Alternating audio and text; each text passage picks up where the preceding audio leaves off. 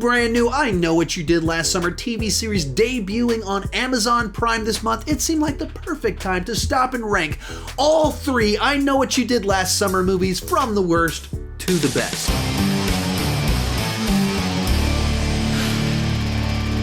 Hi, my name is Sean, and I love to talk about movies way too much. With that in mind, go ahead and join me down below in the comment section. Share your ranking of the I Know What You Did Last Summer trilogy. I'm guessing there's probably going to be a lot of agreement on this particular ranking, but still, my list isn't the right list. It's just my list, and I would love to see yours.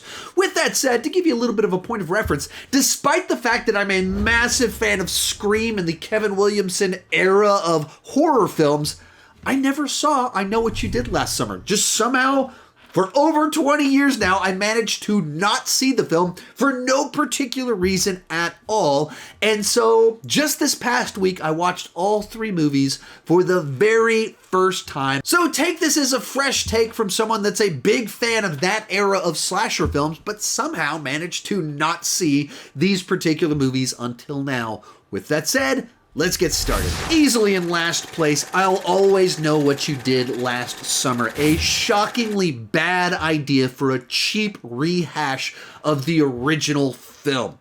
Now, this was a direct-to-video sequel, so the budget was slashed way down. It's a bare-bones production, so right out of the gate, it looks cheap.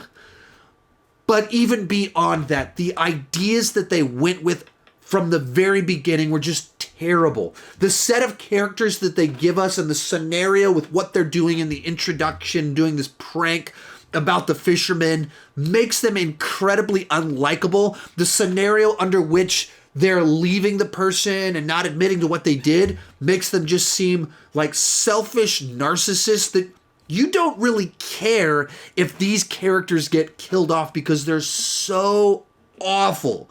And then as the movie goes along, it sets up a series of red herrings that felt like pretty lazy storytelling, but none of it is nearly as bad as what they actually go with, where they go in this supernatural direction, where the actual fisherman is back and has turned into a legitimate urban legend that just feels like it breaks all the rules that have been established by the franchise up to this point in time.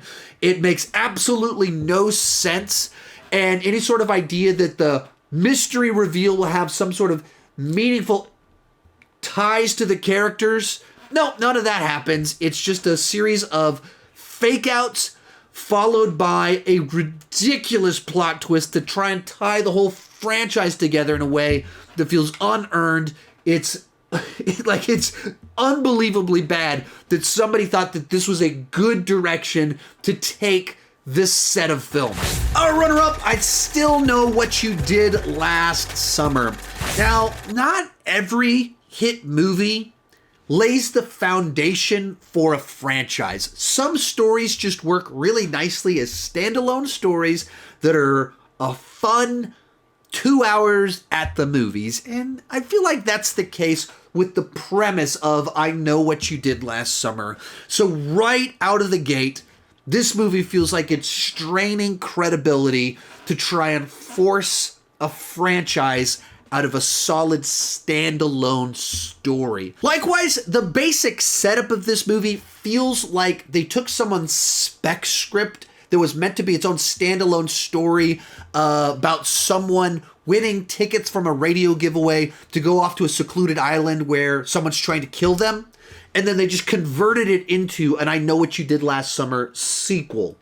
Because the situations just, it feels like they're trying very hard to find an excuse for all of these characters and scenarios to make their way into this story. And I just didn't really buy it. It was just too contrived from beginning to end. The other big, gigantic problem here is that all of our lead characters are just acting so irrational and over the top. Like in the early scenes with Freddie Prinze Jr., and he's like taking it personally that his girlfriend doesn't want to go back to the city where someone tried to kill her the year before. It's pretty obvious why she wouldn't want to go back. That wouldn't be her being spiteful towards him, but he's acting like he doesn't understand that.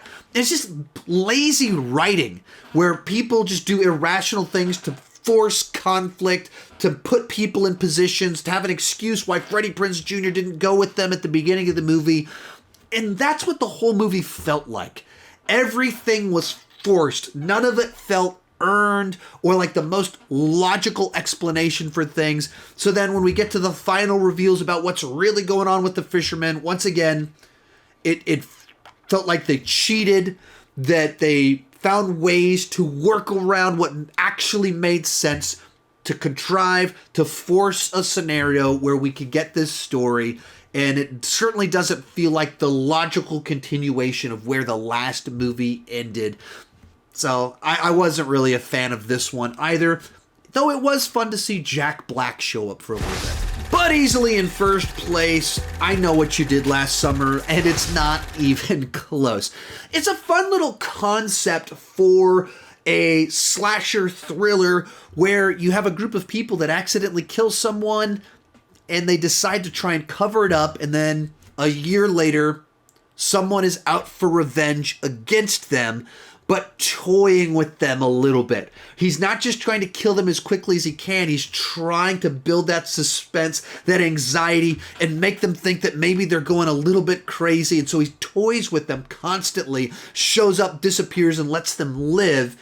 And it's just a fun change of pace for the genre to have kind of play out a little bit different from the way these movies normally work, where it's just someone flat out for revenge. Here, it's like a guy trying to gaslight them in a certain way and make them think they're going crazy. Other fun thing about it is that it is a bit of a who's who of heartthrobs from the late 90s, of people that obviously I was in high school at the point in time this movie came out, and so I saw all of them in a ton of things back in the day.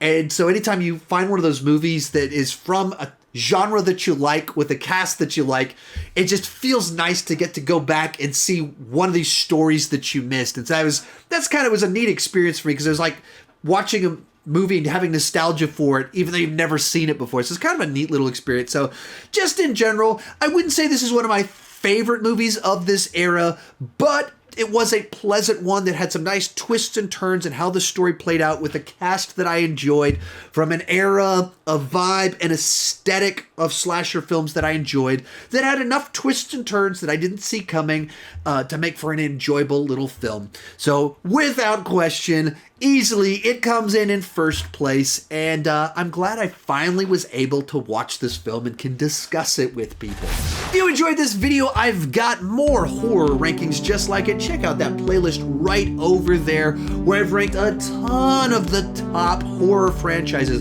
Halloween, Friday the 13th, Nightmare on Elm Street, Conjuring, Scream, all that fun stuff, plus way more. It's right over there. Thank you so much for watching, and keep talking movies too much.